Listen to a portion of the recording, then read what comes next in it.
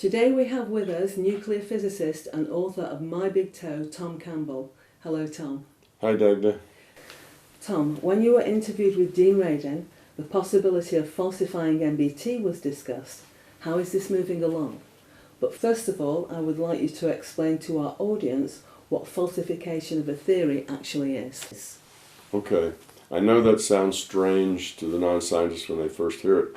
Falsifying a theory, does that mean the theory is false? No, that's not what it means.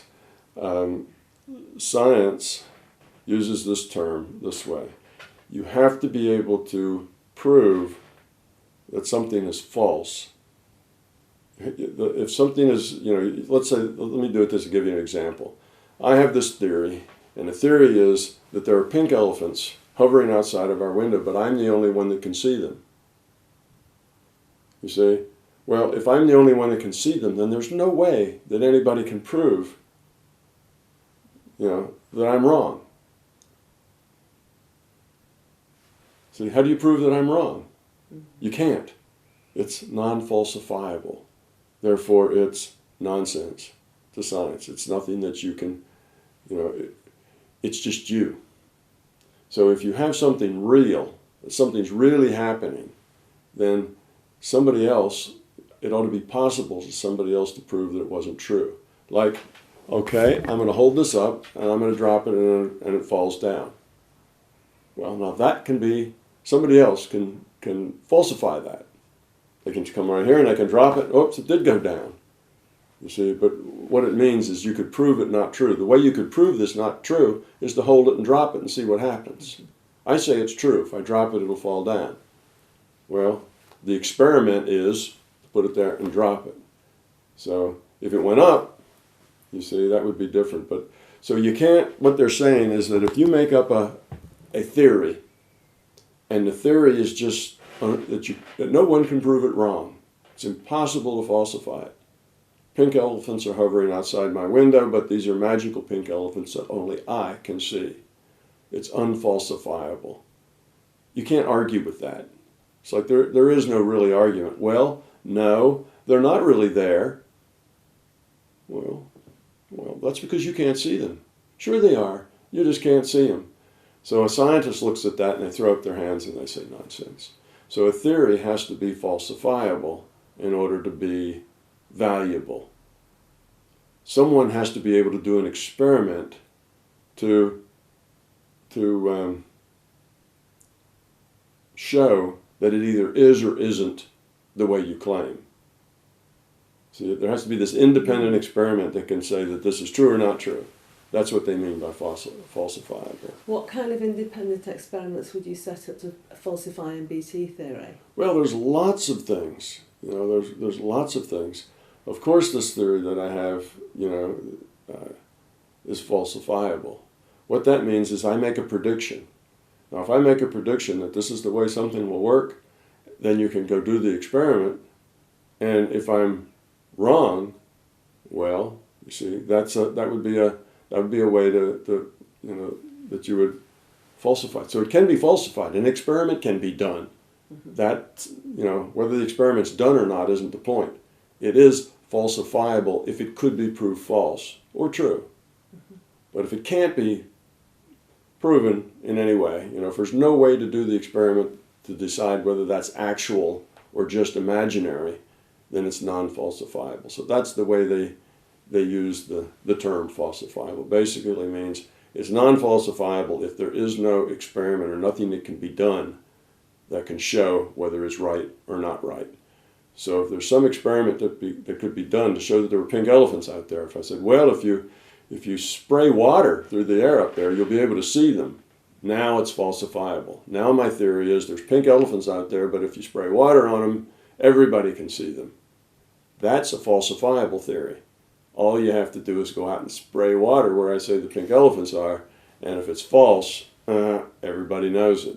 You see, that's what it means. But if the pink elephant's out there and nobody can see it but me, that's not falsifiable. So now with this, I've made all sorts of predictions in science.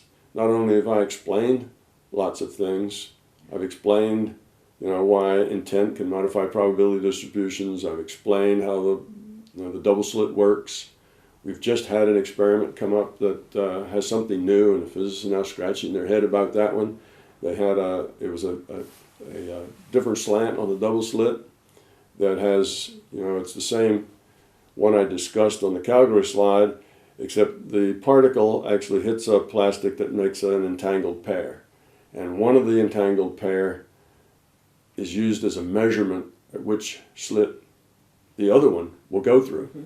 So you take particle A of the entangled pair, and you can use that to tell what slit particle B is going to go through. So now you know which one slit B is going to go through, but then if you know the slit it goes through, you think you just get your two dots behind the slit, but you get a diffraction pattern.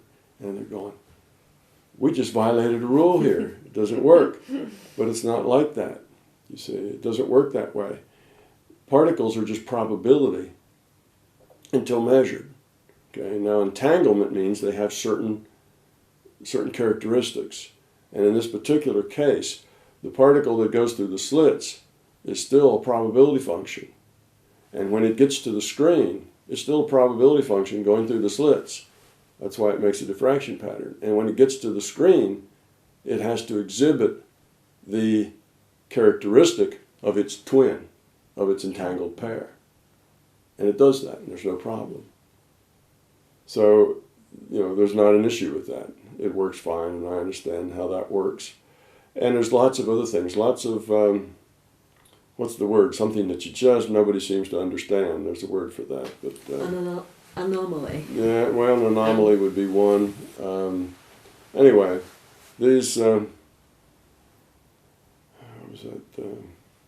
a bunch of things like that in science that come up that are anomalous, but they are just stymie people, that they don't work. I've been able to explain those, okay, and I've been able to make further predictions. If they had given me that double slit experiment they did and said that, I could have told them what would have happened. But let's say in the pair labs, okay, we look at pair labs, and they do experiments with random generators and random distributions and using intent to shift them. And one of the criticisms of pair is that the shifts that they put in with intent are very, very small. Well, that's easy. They have to be small. If you understand how the reality works, they can't be big. They're limited to small. That's the sign certainty principle.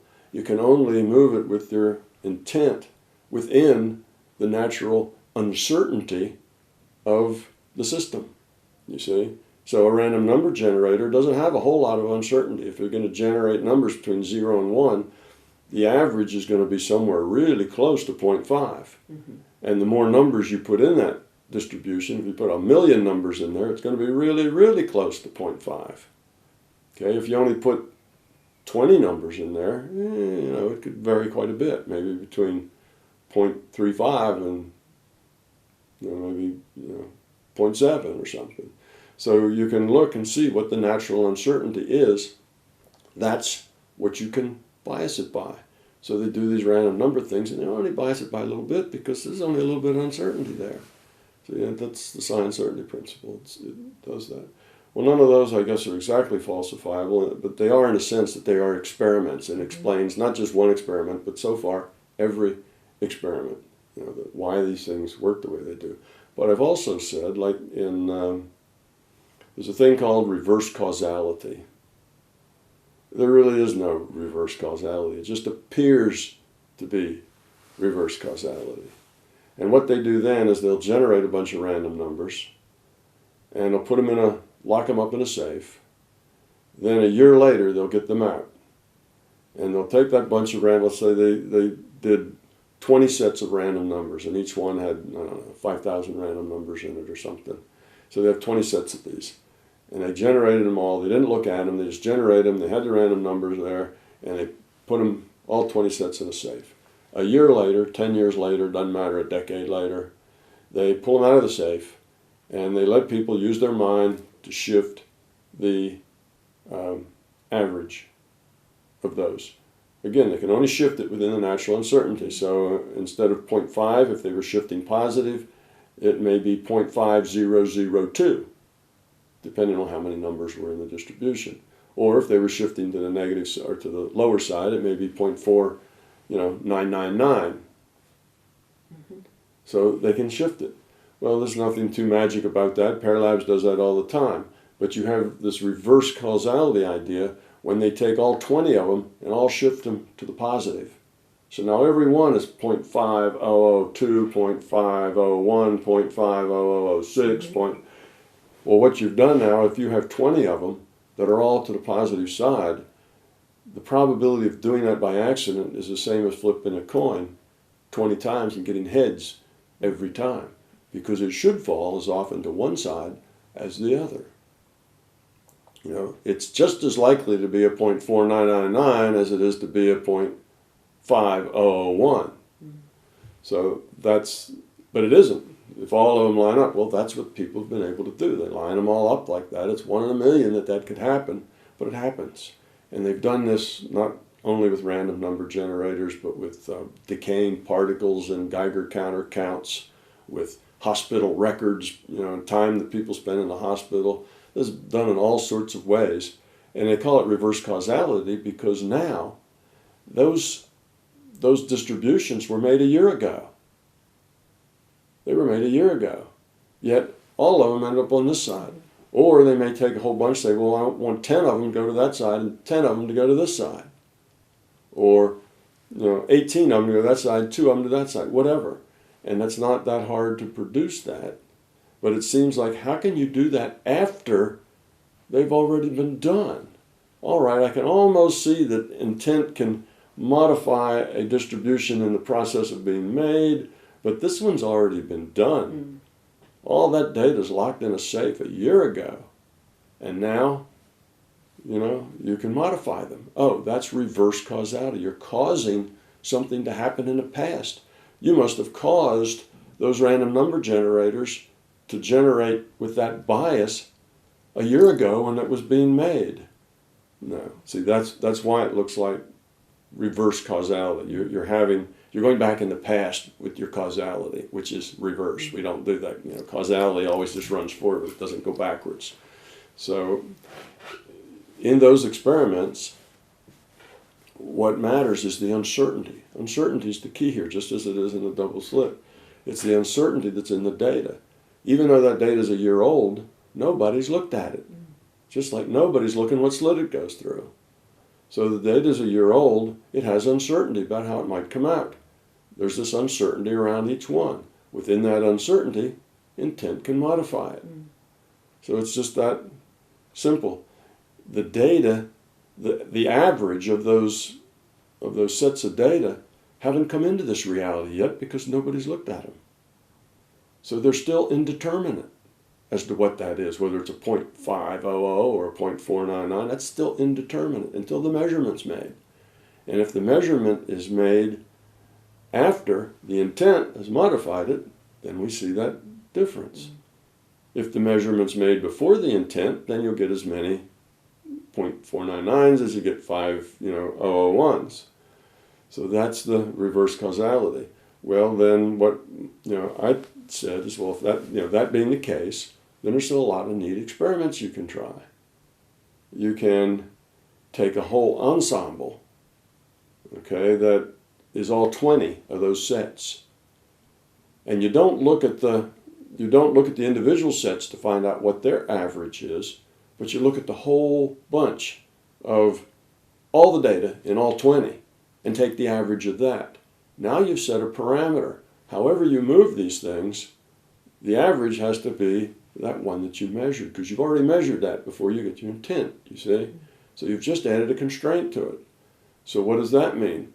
That means if you bias 5 of them up, right, then you have to buy 5 of them down exactly by the same amount, so that average stays to where it was, because we know what the average of the whole set is, and that can't change. So when the ensemble average has to stay the same whether you use your intent on it or not, because that was computed earlier. That's a fact now in this reality. So the measurement was taken there.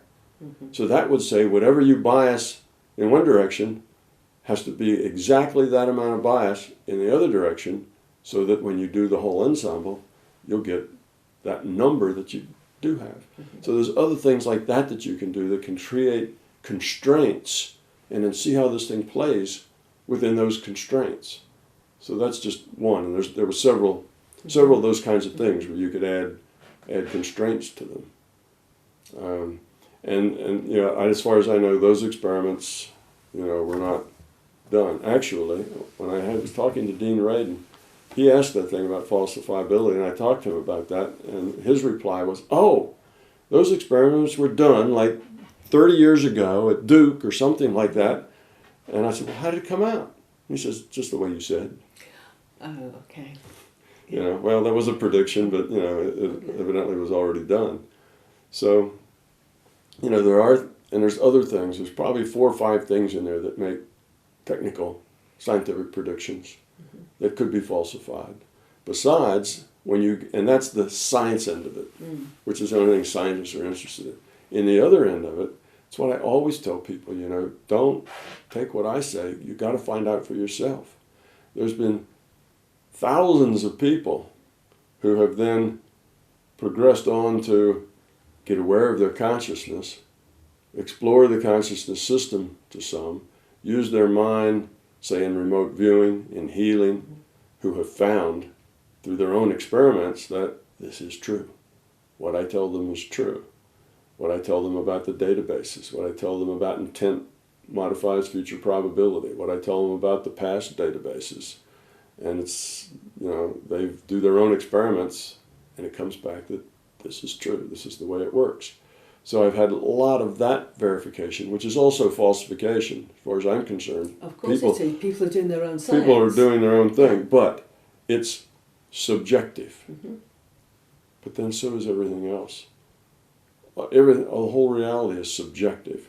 It's just that there's this piece of it that has very small uncertainty. And that piece that has small uncertainty is approximately objective. And that's what physicists call the objective physical reality. You see, but when you get the things that don't fit that mold, there's lots of uncertainty, like in psychology and sociology. See, there's lots of uncertainty because now you're dealing with people. You're not dealing with balls dropping in a gravitational field. You're dealing with people. And with all that uncertainty, it's not at all like it is over here. That objective physical reality is not really objective. It's just approximately objective because they're in a realm where they deal with things that have small uncertainty. Where you deal with things that have a lot of uncertainty, we have to do them double blind, triple blind, or they change all over the place because our intent changes them all over the place. Okay, so that's the difference. So just like quantum mechanics made Newtonian mechanics true only it was approximately true in its own space, some separate space. As long as the velocities aren't too high and the particles aren't too small, classical mechanics, Newtonian mechanics works great. So within those things, it's a real good approximation. It's never correct exactly, but it's good enough if the velocities aren't too high, and the particles aren't too small. Well, that's the way it is with quantum mechanics. Quantum mechanics and relativity and this physical objective reality. It's not really objective, it's subjective. But within the region where the uncertainties are small, it's approximately objective. And it's approximately objective to close enough that they believe it to be objective.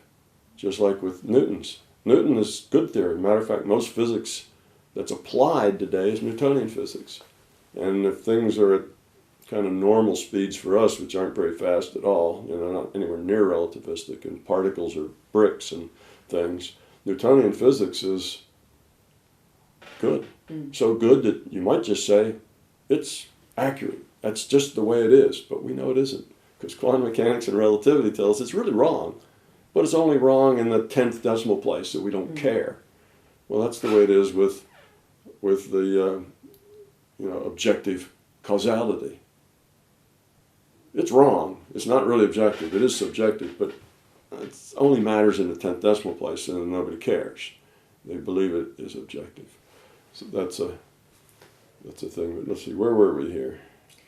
Well, we were going to talk, that was great, explain to our audience what falsification of a theory is, and then we were just going to talk to you about, you were interviewed with Dean Radin about the possibility of maybe working with him, and how did that play out?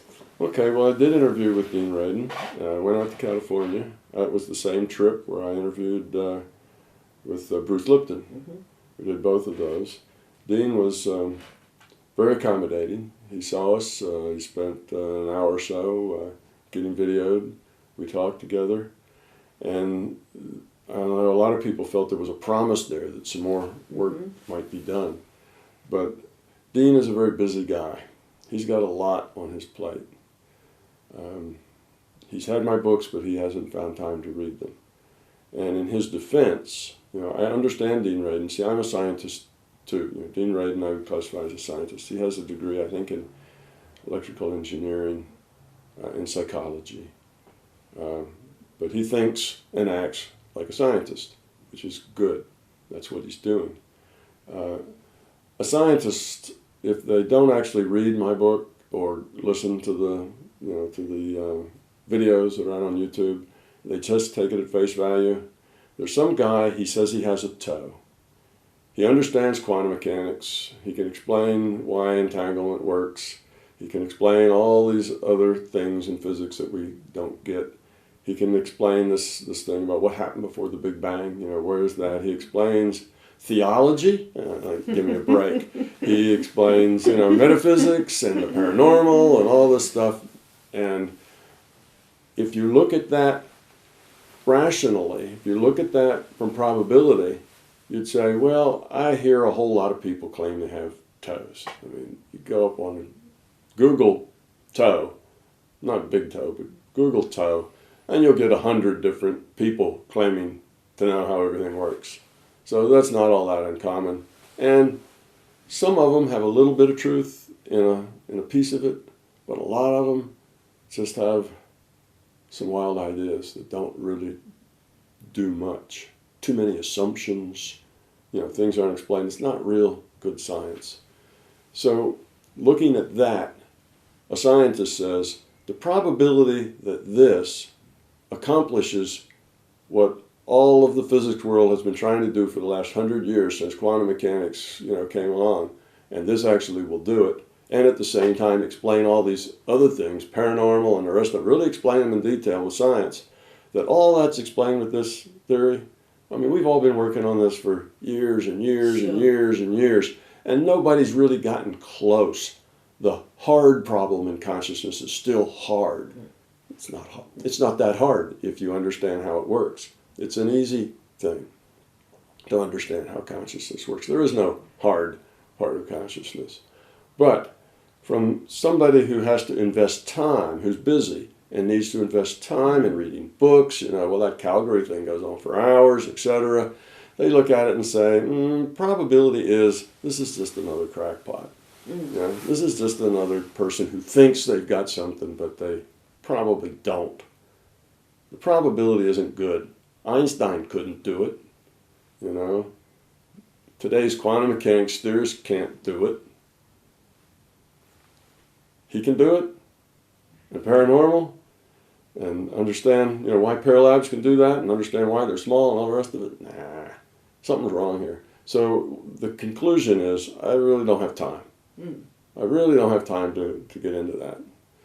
So that's the idea, because it's a long shot on that actually is right. That what I'm saying is accurate is just a long shot in probability based on historical precedents.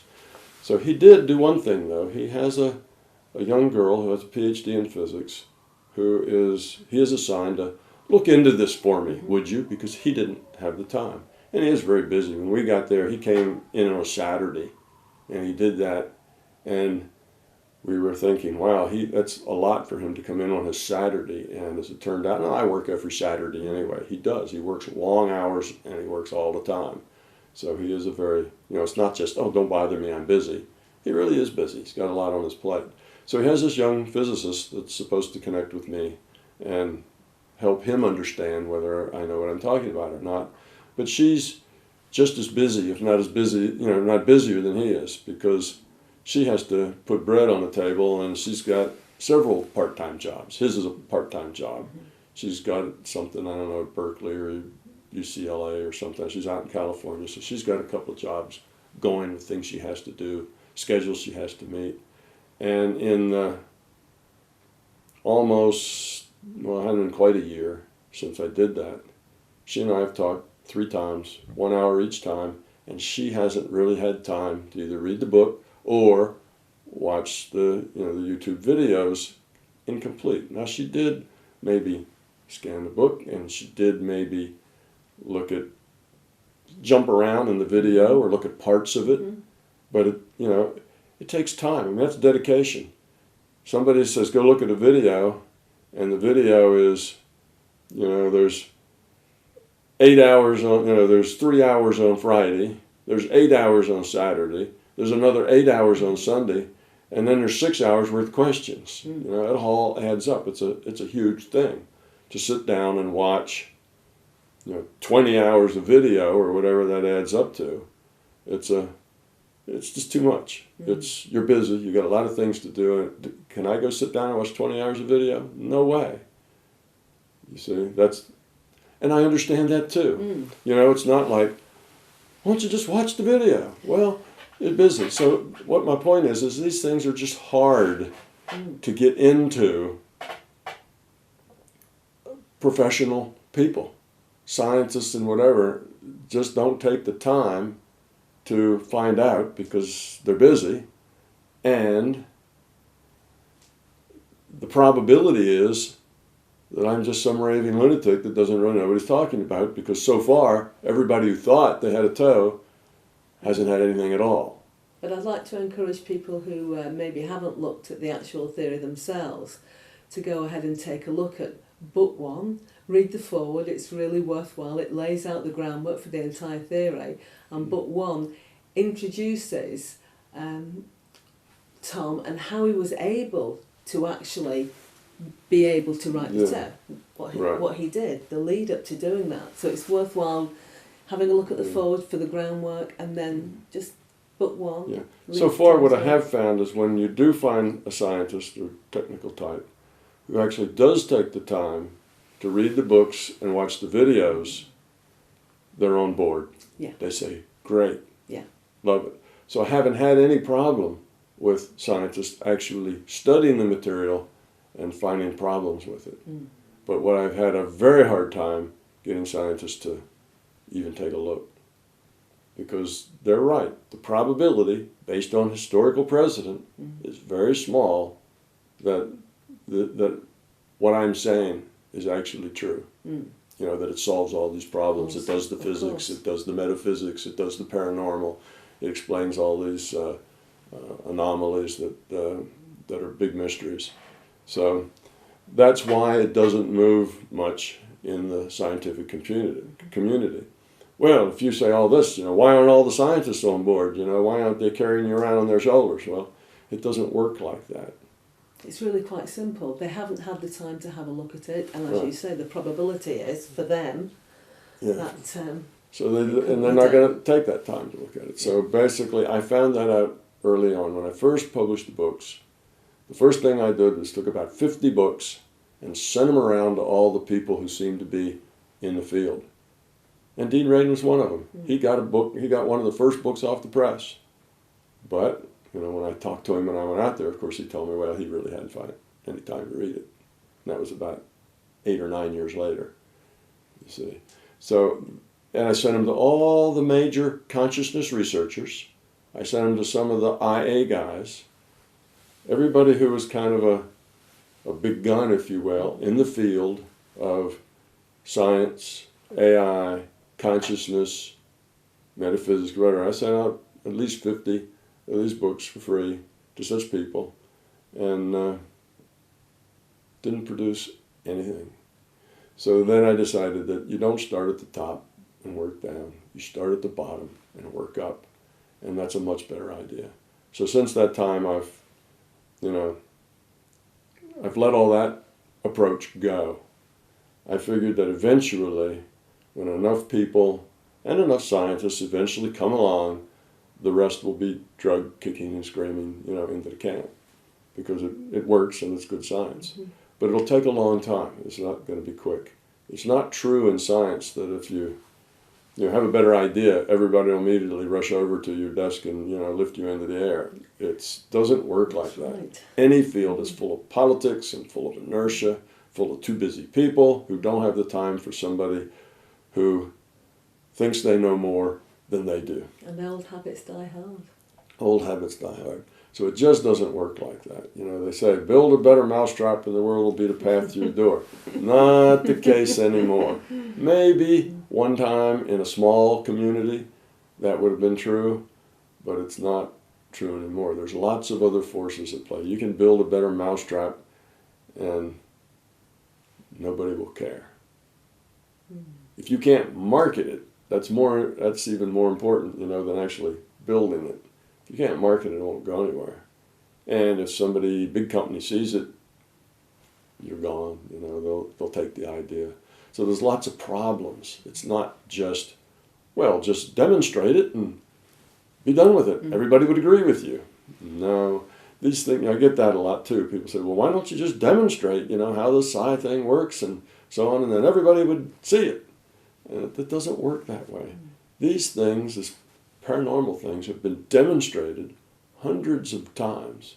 And not just by little old ladies, sitting around, tipping tables and stuff in their parlor, but in scientific labs. Paired labs has been demonstrating mind-affecting matter for 25 years. Yeah. Princeton, P in pairs, mm-hmm. Princeton. It's where Einstein did most of his work. This is a big, powerful science house, and they do the work. Immaculate protocols, because they know people are not going to believe them, so they go out of their way to be very careful, check all their error sources very well, and after all those years, guess what? They still can't get a main journal to publish any of their work out of Princeton. So now somebody else, if Princeton can't, physicists and PhDs can't stand up and get accepted by the community, is anybody else on their own going to stand up and the community says, oh, wow, thank you for showing us that. Now we understand. It doesn't work that way. It's not just do a demonstration and everybody will know. It just doesn't work that way. You had J.B. Ryan, 40 years ago at Duke University, started the first, parapsychology, looking at things. He did good research. He found all kinds of things that he could certify that his, statistical significance on his data was high. This is paranormal stuff was going on. Well, there must be some mistake. Had to be an error of some sort. Those psychologists, they don't really know anything about science. So you can just discount it. Oh, the paralabs, yeah, but there's some things that are really small, so it doesn't count. Well, the electrons are small. They count. It has to be small. Reality requires it to be small, but it's significant. If you go to Paralabs and look at the little blurb on their web page, the head of Paralabs has a little video, and he says, taking all of their experiments together, the probability that we're wrong, that it just happened by accident, is less than 1 in a billion. Unbelievable. Nobody does research requiring a statistical significance of 1 in a billion. You see, they're so far ahead on the quality of their science, but still. And they implemented those stringent protocols because of the nature of the subject matter, the subject they were dealing with. And it didn't make any difference, you see. So it's not true that all you have to do is get the right answer and all the rest of the scientists will appreciate you. It doesn't work like that. It takes a long time to change minds and attitudes. The scientists, if they went to Paralabs, actually studied what they did, saw their protocols, saw their error analysis, they would have to agree with Pear Labs. If they were scientists, they'd have to agree. Says, yep, it's exactly what you say. But they don't. All they do is look at it and say, that doesn't make any sense. You must have some errors. Blow it off, and they're done with it because it conflicts with their beliefs. Scientific belief isn't any different than religious belief. If it conflicts with your belief, you're busy, you blow it off because the probability is it just isn't true. Same with me. So the probability that I have a big toe, big because it's not just Einstein's toe of uniting relativity and quantum mechanics, it does that okay, but it's a big toe because it does that and, the metaphysics and the paranormal and theology and all those things now are understandable under one set of ideas. But it's a hard sell because, that couldn't possibly be true. Those Pear Labs, they must have made a mistake someplace. Those paranormal researchers, J.B. Ryan, he didn't know what he was doing. Bad science, has to be. Well, that's the way belief works. You deny what conflicts with your belief. And science, I know, is not supposed to be that way. Science is supposed to follow the facts. But scientists are people. And it takes a lot of effort to go to Pear Labs and watch their analysis and see how they handle errors and so on. I don't have time for that. I don't really have to do that. I know they can't be right because reality can't work that way because that would be non-objective. Even when things that are so clear in our society, like the placebo effect. Placebo effect is accepted by everybody. You can't market a drug unless it does better than the placebo effect. Nobody says the placebo effect isn't real, that doesn't happen. Of course, everybody knows it's real, and it does happen. But there's absolutely no explanation for it.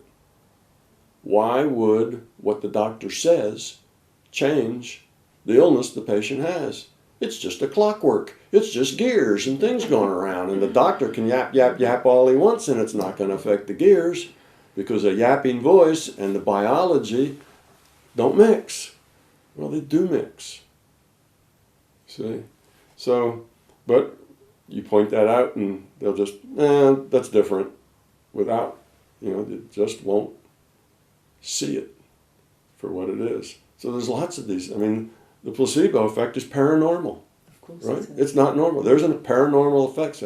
There's never been a paranormal effect ever shown. There's paranormal stuff, all over. Paranormal means there's no normal way to explain it. There's no normal way to explain why a doctor talks to a patient and hands him a sugar pill that his illness should get better.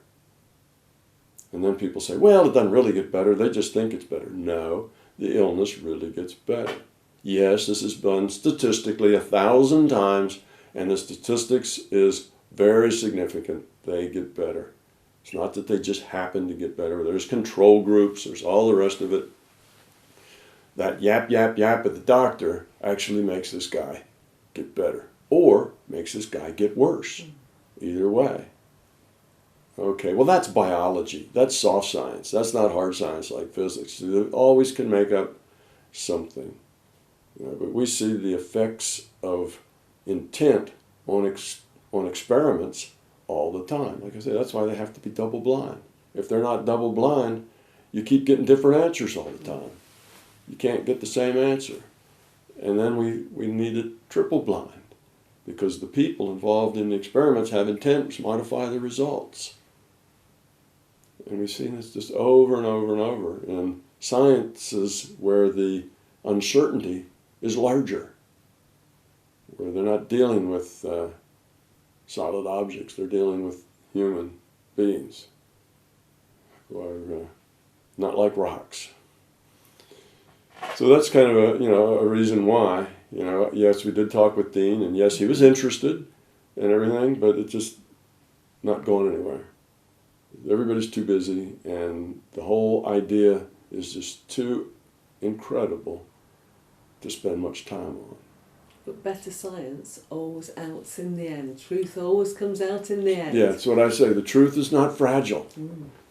The truth will come out in the end. Probably every month I see some other scientist, and they're usually physicists, hailing virtual reality as a better answer to their specific problem. Now, 10 years ago when I first published these books, virtual reality was still, in the closet. It's starting to come out of the closet now. Physicists are actually saying the word virtual reality, to their peers, and then not running away to hide. They're standing their ground because it's better physics. It explains what's going on in the world much better. So that's the way it is, and eventually it will win out. Just like eventually we did all realize that the world was round and not flat. Took a long time. A few people got burned at the stake for being on the wrong side of that issue because the church had it flat and you were sacrilegious to disagree with it. But eventually, it's round. Yes, it's round. Everybody pretty much agrees that it's round. We live on this sphere, and there's a thing called gravity, and we all stick to the surface because of it. It works in the end. So we've had a lot of crazy ideas in the world, but eventually the truth kind of bubbles to the top, and we go on. So this virtual reality thing will eventually bubble to the top, and we'll all go on. But it's going to take a while. It's not going to happen. We're going to have to drag most of the scientists kicking and screaming into the future. It started with the double slit experiment back in like 1918 or before the 1920s. First maybe 1914 or 15. I don't know exactly, but it was in maybe the second decade of the 1900s. And that showed that reality was not objective, that it was probabilistic. Because the solution to their problem of being able to predict what happened was probability. Particles aren't particles, they're probability distributions. Oh yeah, they're probability distributions, but that's just the math, we just do that. We just don't know how to interpret this right. And that's where we started. And the physicists at that time were very excited about it. Wow, we have a whole new look here on reality. Reality is probability. It's probabilistic. We don't have little particles. And now physicists will tell you, electrons, we used to think they were little hard chunks of mass with charge on them, right? Little tiny hard chunks of mass. We could tell you what the mass was and the charge and the diameter and all that stuff. And now they're saying, well, actually they're just points.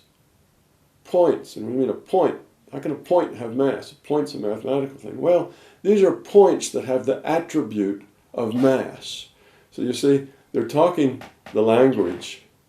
They kind of see what they have to agree to because the science tells them this old idea of them being little massy chunks and things like that doesn't work anymore. But they don't see the bigger picture of putting it all together and coming out with a different idea rather than this objective causality, hard mass. This is the physical universe. This is the only reality we've got, and everything here is physical. Yeah, they're points. We talk about them as as just points with an attribute of mass. That's what the particle physics would tell you. They don't really have any extent. Well, these are particles, don't take up space, and have an attribute of mass, but not really massive particles. Well, that's just the way we have to talk about it. Well, it's real. The reason you're getting that information in your experiments is because that's the way it is. They're virtual particles. They're particles in a computer. They are points with an attribute of mass. That's the way virtual particles are. The reason you use probability in quantum mechanics is because everything is probability until the measurement's made. That's just the way the reality's done. So the science keeps pointing the finger at the solution, and the scientists keep saying, this sure is weird science. I guess nobody will ever understand it. It's not that hard to understand, but you have to shift your paradigm away from objective causality in a physical world. That's not the answer. And once you got to information theory, and once we understood that it was a digital, that made a big difference, didn't it? Yes. Yes. So that's kind of the state of science, if you will. Mostly in denial because our whole science is based on this physical reality. Our brains, even though quantum mechanics is here to stay, our brains are still locked into Newtonian physics. We still see the world as this big machine. It's all deterministic. It's a probabilistic simulation, and nothing is computed until measured. Once measured and the data's here, it has to stay here. It has to be a consistent reality. That's why when you see what slit the particle goes through, now you've collapsed the probability, if you will, to a particle because you made a measurement at the slit. And once you've done that, the particle has to act like a particle and travel in a straight line. You see, once you have a particle. But if you don't collapse that wave function until you get to the screen, then the particle stays probability. It's not a particle all the way until it gets to the screen, and then it happens to land based on the probability distribution. And that probability distribution has to do with the probability interference going through both slits. So, it just explains why these things work the way they do. And this idea that consciousness is what collapsed the wave function, it's not consciousness. And, it takes a consciousness to produce a measurement. Well, that's true. So it's related to consciousness. And it's not really the measurement collapses the wave function. It's not the measurement any more than it is consciousness. What it is, it's the data. Because you can take a measurement and then erase the measurement, and it's as if the measurement never existed. So it's not the measurement that brings it in. Now, if you took the measurement and kept it, yep, that would bring it in this reality. But if you take the measurement, don't look at it, so it's not in this reality yet, nobody knows about it, and erase the measurement, it goes just back to there was no measurement. Same thing. It's not the measurement. It's not the consciousness. It's the information. This is an information system. When you get information in this reality that there's a particle someplace, then it has to act like a particle. If there is no information about that particle being at a particular place, going in a particular direction, then it's just probability. And how do you get the probability? You look over here at the screen in the double slit, and you say, what's the probability of a particle hitting here? Of here, or here, or here, and do that all over, and your particles will distribute themselves according to that probability. Because every particle that comes through, it goes into a distribution of the probabilities, randomly pulls one out, and that's where that particle ends up. You see? But this distribution is it's that diffraction pattern, is your probability distribution. So as you pull samples out of the distribution, that's where your particles goes. Well, it looks like a diffraction pattern on the end. And that happens in this in the macro, just like it happens in the micro. When the Hubble looks out there in space to see something that's never been seen before, the rule set has a whole set of probabilities of what might be there at that spot where it's looking. There's all sorts of things that might be there, and some of them are more probable than others. So you look and say, well, there's these 500 things that might be there, and this one has this much probability, and that one has that much, and that one, and you put all these together in the probability distribution, turn on the Hubble, put your eye up to it, randomly draw out of that distribution, and you get a Crab nebulae. All right, Crab nebulae, but now it's in this reality. Okay, now anybody else that looks there is going to see that Crab nebulae because it's in there. It's in this reality now. It'll be that way. Could have been differently if that random draw went differently, but once it's there, it stays, just like the electron going through the slit. Once it's there, it stays. So the larger consciousness isn't computing every particle in the universe all the time just in case somebody looks. What a waste of time. It's a probabilistic system. It computes when somebody makes a measurement. It doesn't compute where that electron is until a measurement's made. Well, the measurement's when it hits a screen, leaves a little spot of light or leaves a little pulse on a machine. If it's an electron, leaves a little charge or whatever, and that's when the measurement's made. And that's when you randomly select from the distribution, and that's where it goes. So that's why it works. It's information that collapses that wave function, not measurements. We call it the measurement problem, but that's wrong. We say it's consciousness. That's wrong. It's things probability. It's information. The reality has to remain consistent. You can't say there's a particle going in this direction, but it hits over there. That's not consistent. What do you mean it hits over there? There is no particle. It's just probability until a measurement's made. If you make the measurement at the slit, it's a particle at the slit. If you make the measurement here, it's a particle here. Well, the difference is if you don't make the measurement to the screen, then the probability went through both slits, interacts with each other, and you get a probability distribution that looks like a diffraction pattern. So, that's how these things work. It's the same for the Crab Nebula as it is for the photon or the electron. Everything works the same way. Same with us. We look out the window, there's a big window. We look out there, what's there? Well, stuff's been built. Thousands of people have, constructed and worked and lived here. So there's a lot of this is in the reality frame as data, right? So we see that because that's what's here. To see anything else would be inconsistent with the reality. So, that's easy.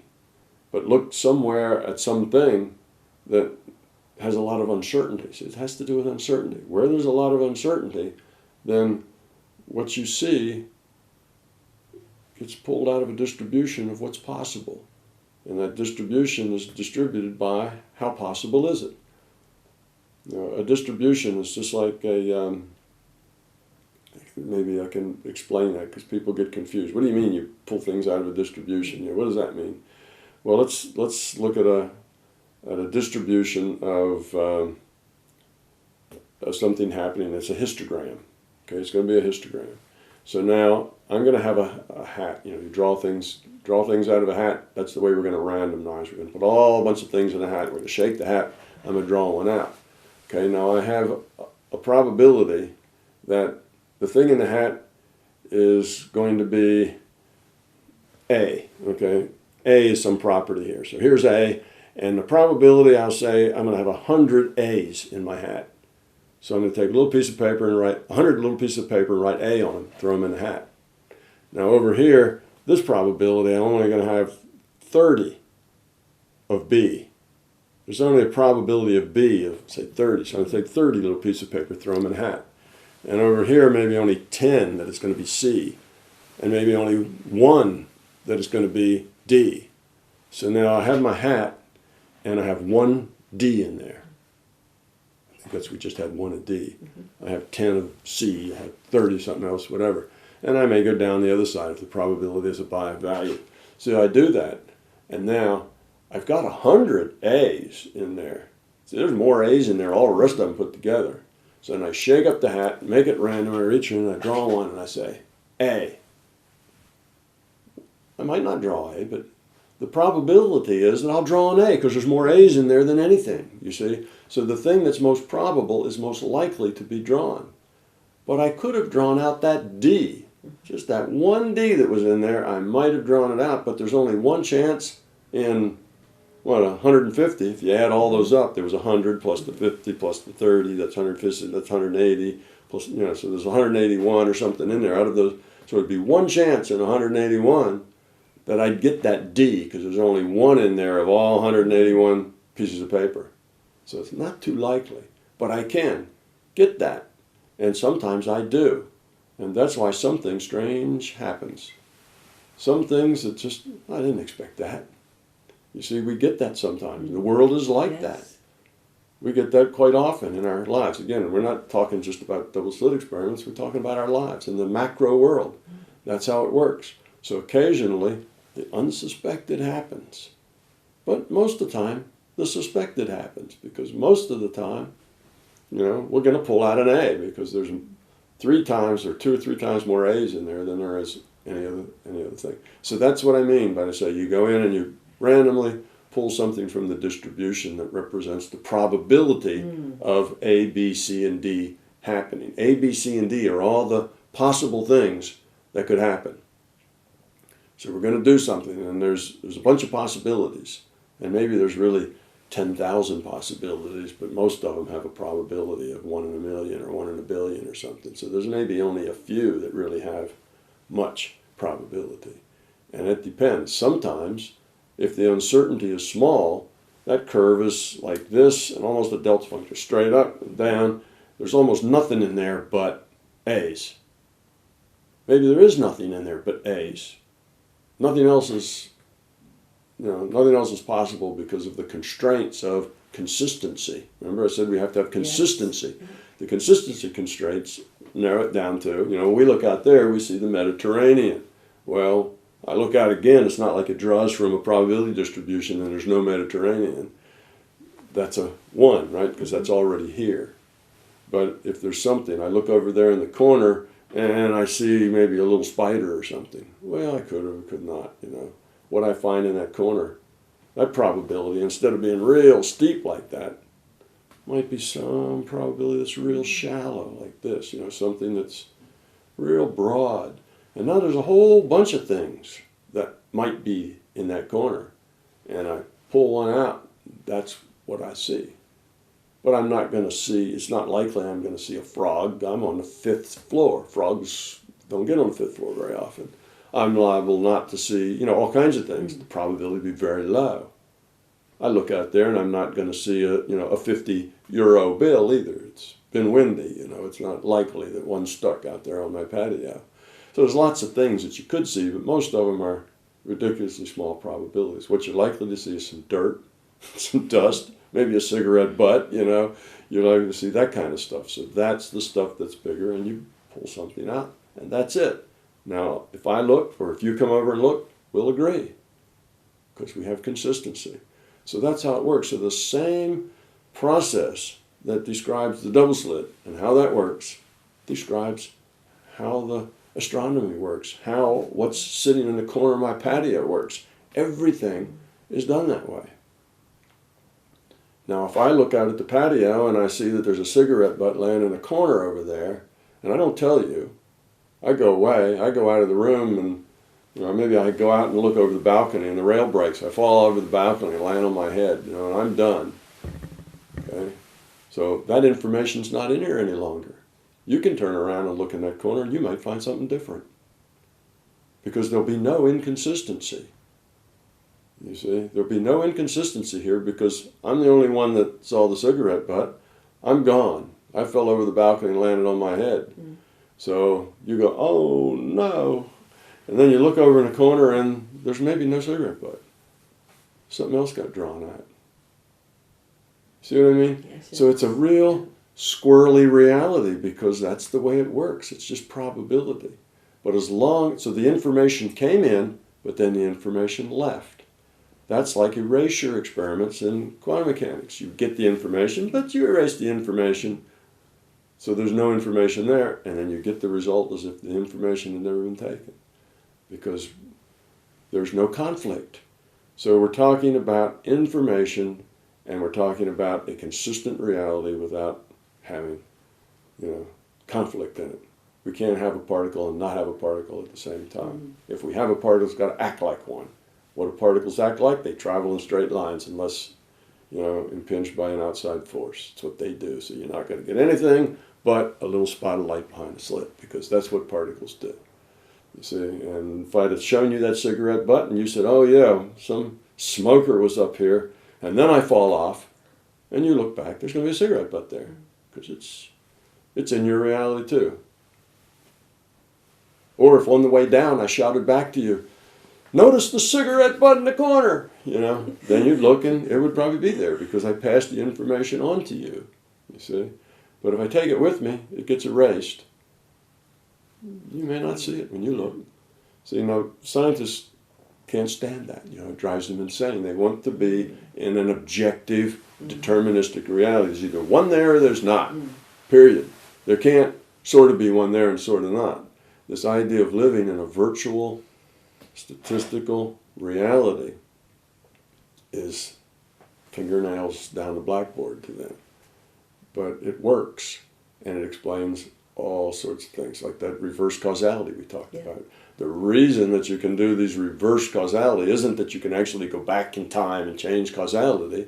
It's because the data, just like the electron that passes through the slit is probability.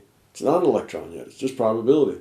Well, in those data sets that are in the safe, the average, whether it's 4999 or 502, that average has never been computed. So it doesn't exist yet. It's not in this reality. It's just like the particle. It hasn't, a measurement's not been made yet, so it's still probability. It goes through the slits as probability. Those things lay in the safe for a decade as probability. Somebody can come out later, bias them in some particular pattern, and it's, oh no, you affected the past. You made those things that are a decade old be different. You went back and changed the way those random number generators worked. You didn't do anything of the sort. You can't have retrocausal, action. It's just that it was in an indeterminate state. It's like the electron as it approaches the slits. So there is no reverse causality. That's an illusion, because we think in terms of a objective reality. Once we see what reality is like, then a lot of these experiments. There's an experiment that shows you that reality is not objective. Most of the, all of the things like the placebo effect show you it's not objective. Double slit experiment shows you it's not objective. The fact that the Big Bang didn't come from any place, it just happened out of nothing, shows you it's not objective. That's a key way of telling whether or not you're in a virtual reality. If you're in a virtual reality, try to find your beginning. If you're just a character wandering around in a virtual reality, find your beginning, and you will find that it suddenly just started out of nothing. Well, what was the start? Was the guy in the computer room pushed the run button. When he said run, your virtual reality started to organize itself. And in our case, started to evolve. So in the big digital bang, you just have a lot of energy, which is just a number in a computer. And you had the rule set, gravity and other sorts of things was your rule set, electromagnetics and so on. Those are your rule sets, and you had this ball of energy, which has a certain amount of energy, certain temperature, certain pressure. These are all input constants. So you give it the temperature, the pressure, the size, the whatever, the energy, input constants. You hit the run button. When you hit the run button, it expands because of the heat, it cools, it does, it ends up with our universe. It evolves to be our universe, you see. So we trace it back and we get to this Big Bang, but there's a problem there because, well, where did that little ball of energy come from? Who put that there? How did it get there? It just was there. It just, I don't know, is what you get, And they don't realize that, but that is a test of whether or not you're in a virtual reality. It just starts out of nothing. Because you're in a computer. It didn't start out of nothing. There is something that started that. That's the computer that's doing the simulation. That's what's outside of that. That's what was before the Big Bang. It was the consciousness computer that initiated the simulation. The simulation with all its constraints and its rule sets, that was just... And it just evolves. Press the run button and then it starts evolving. Yeah. So we've been talking a little philosophy of science here, I guess. But it goes on and on. We could talk about all sorts of examples of things, and I wish I could think of that word about things that are mystifying, but I can't think of it anyway. There's lots of those, and this theory explains them. Just like the double slit. It's not conscious, it's not measurement, it's information. And the system wants to have a good learning lab here, so it can't have a squirrely reality where things teleport around and skip through volume quanta, and we can't have things being particles and not particles at the same time. So we need a consistent reality frame in which we get consistent feedback from what we do, and there's a consistency rule. Of course, we can't all walk around. Those who can do paranormal tricks can't walk around doing paranormal tricks and making things appear and disappear, and they won't do that. And there's the sign certainty principle, just like the sign certainty principle tells you about you can only move that distribution of random numbers, but so much. You can't take that distribution and make it a 0.2 When it's supposed to be a 0.5 and you got 100,000 samples in it, you're not going to make it a 0.2. That's way outside the natural uncertainty. Won't be done. You see, there's rules about that. Yeah, all these, so the paranormal and the rest of it is just perfectly normal. There is no paranormal. If you understand how the larger reality works, it's just normal. If you believe in an objective causality and that's it, then it's paranormal. It's beyond knowing. But so are a lot of other things like the placebo effect and quantum mechanics. See, the double slit experiment's paranormal because with the normal understanding, they can't explain it. But nobody calls the double slit experiment paranormal. But yet, what does the word para mean? It means beyond normal. Beyond normal and unexplainable. Yeah. So what the high, what the high power quantum physicists say, what Richard Feynman said, is nobody. He said, I don't understand quantum mechanics. And he says, nobody can understand quantum mechanics. And he meant can understand it in the normal way. I think is what he said. Can understand it in the normal sense of the word understand. In other words, based on a physical causal reality, that this is physical matter, and that's our universe and that's our reality. On that basis, you can't understand it. It's impossible to understand it. But rather than that makes it paranormal. Because guess what? It happens anyway, even if you don't understand it. But there is no normal way to explain it. Physicists would cringe, probably, cry if you told them that, the double slit experiment was a proof of paranormal. But it is. That's what the word means. And so is the placebo effect. And so are lots of things. So this idea that nothing paranormal has ever been proven, paranormal stuff is proven all the time. It just doesn't make any difference to a bunch of believers who deny the evidence. Why don't the physicists say that the double slit experiment is paranormal? It's outside of our normal explanation. They say that. It's outside of our normal explanation. Well, they don't want to admit that. They just say, well, I guess we just don't understand it yet. But actually, the ones that do understand it don't say that. Feynman didn't say, well, we just don't understand it yet. He said, it's not understandable. We can't get to there from here.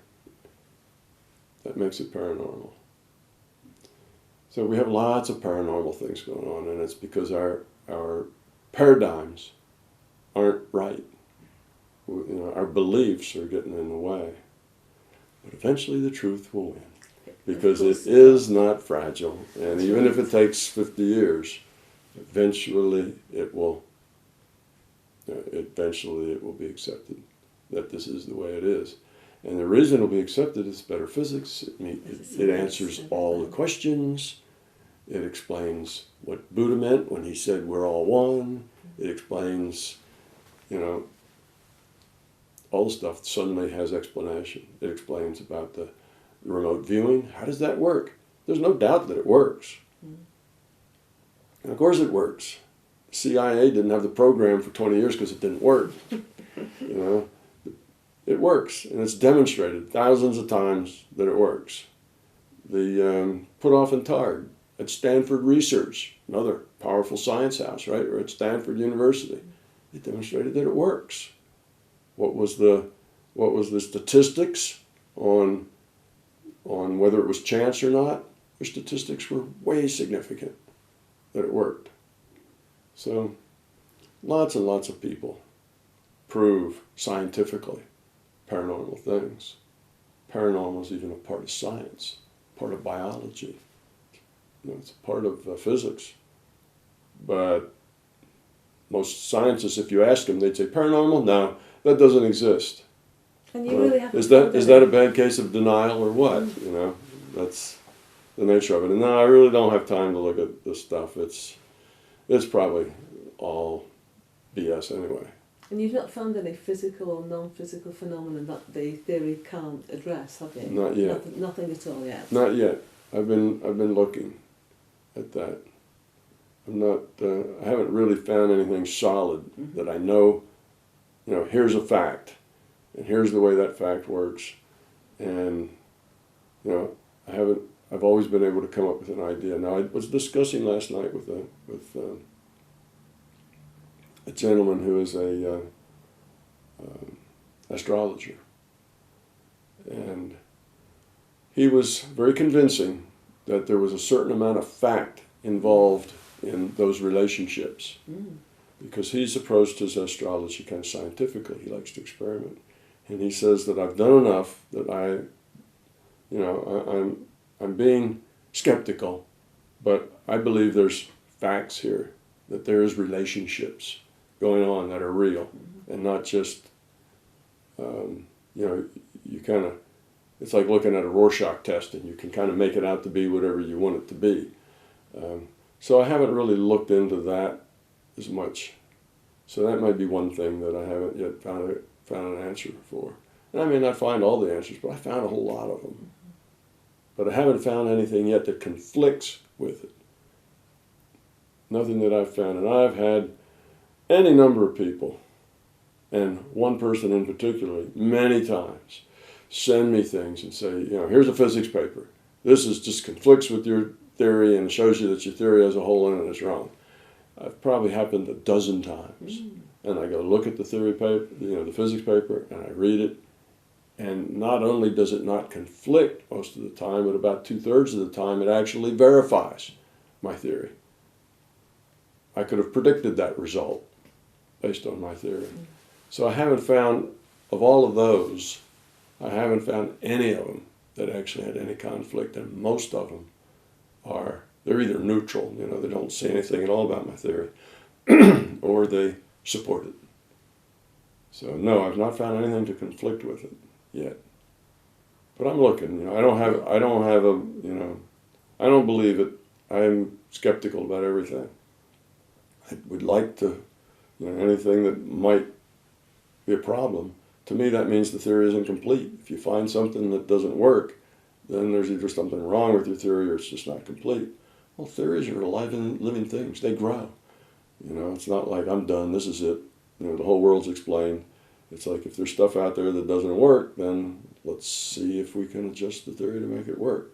And if we can't, then the theory's probably wrong. Or it's not a complete theory. It's right mostly, but it's not quite right everywhere.